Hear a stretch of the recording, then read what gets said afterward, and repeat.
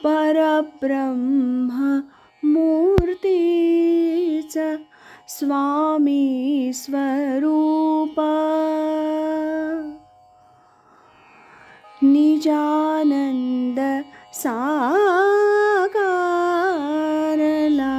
जो अरूप,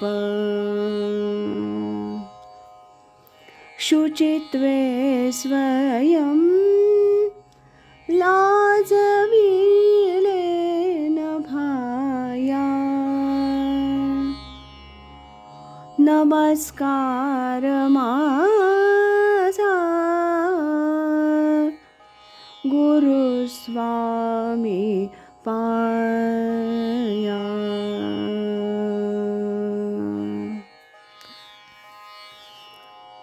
परमपूज्य स्वामी स्वरूपानंद जीवन साहित्य दर्शन या डॉक्टर अशोक कामत आणि प्राध्यापक कुलकर्णी तथा स्वामी प्रज्ञानंद यांनी संपादित केलेल्या पुस्तकातील आज ऐकूया पहिल्या विभागातील डॉक्टर वीरा करंदीकर यांनी लिहिलेल्या रामकृष्ण, विवेकानंद आणि स्वामी स्वरूपानंद या लेखाचा भाग 7.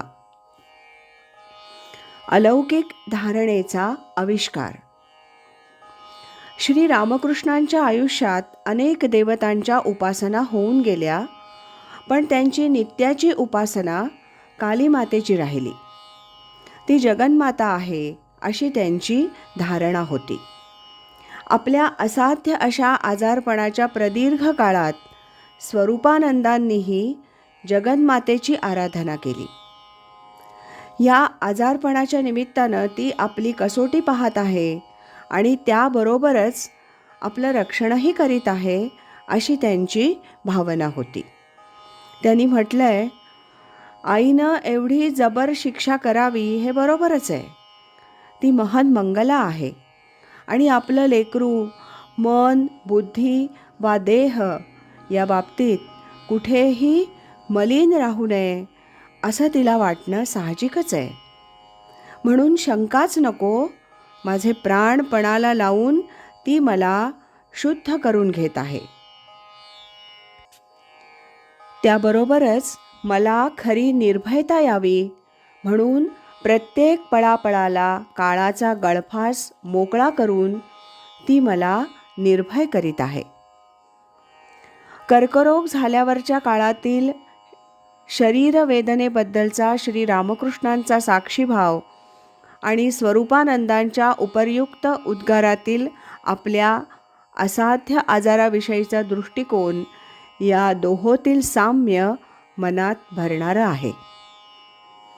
आजारपणाच्या काळातच स्वरूपानंदांच्या ठायी असलेल्या अलौकिक शक्तीची प्रचिती आसपासच्या व्यक्तींना येऊन गेली.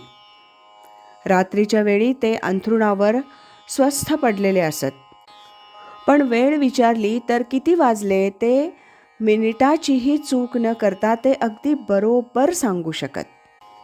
एखादं फळ खाण्याची इच्छा त्यांना व्हावी आणि कुणीतरी भेटावयास येणाऱ्या शिष्यानं नेमकं तेच फळ आणावं असं काही वेळेला घडलं. त्याहूनही महत्त्वाची गोष्ट अशी की एखादी व्यक्ती प्रथमच भेटावयास आली तर दुरून नुसता तिच्या पावलांचा आवाज आला तर तिचं मन कोणत्या प्रकारचं आहे किंवा तिची जिज्ञासा खरीखुरी आहे का वरवरची आहे हेही त्यांना समजू शकत असे.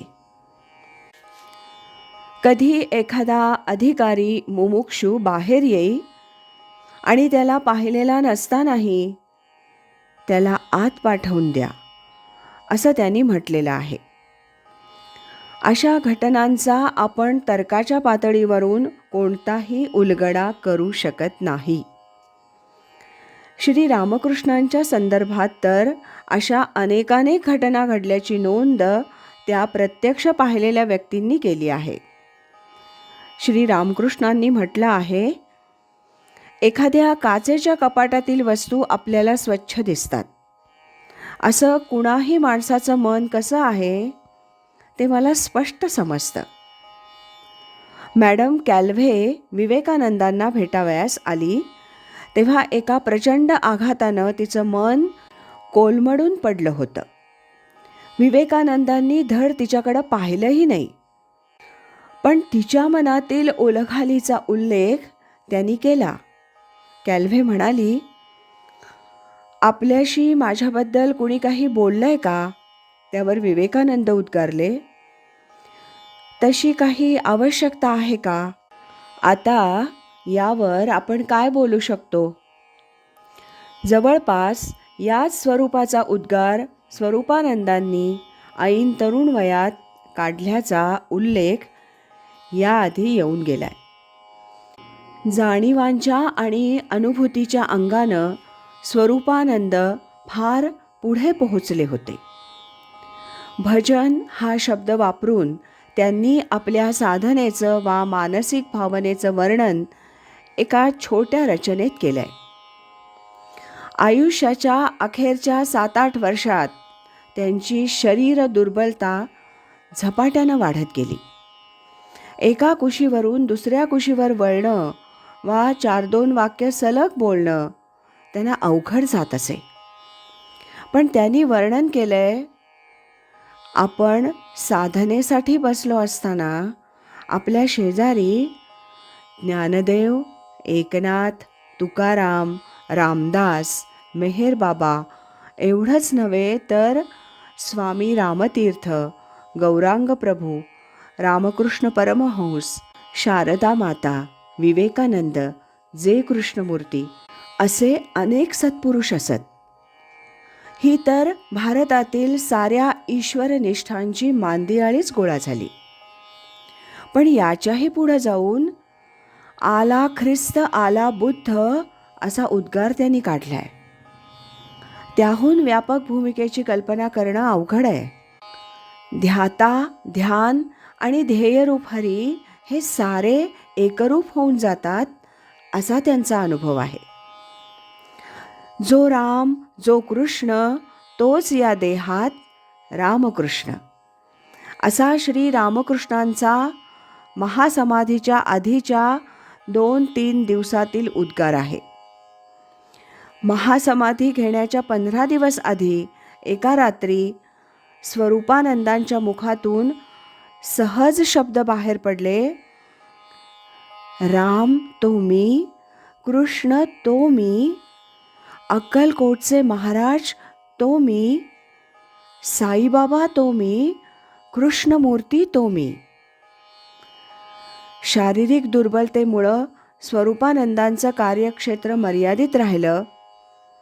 एका ज्ञानदेवांच्या चरणाशी ते लीन होते हेही खरं, पण आंतरिक धारणेच्या दृष्टीनं श्री रामकृष्ण आणि विवेकानंद यांच्याशी त्यांचं किती निकटचं नातं होतं हे त्यांच्या आत्ताच सांगितलेल्या उद्गारात सुस्पष्टपणाने पाहता येतं. त्यातच त्यांच्या असामान्य विभूतिमत्वाचं सार साठवलेलं आहे.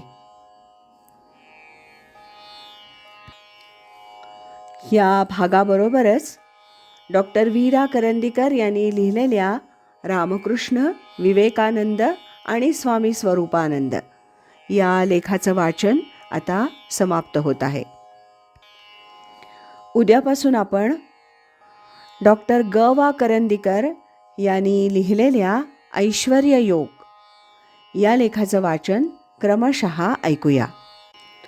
श्रीमद सच्चिदानंद सद्गुरु श्री स्वामी स्वरूपानंद महाराज की जय.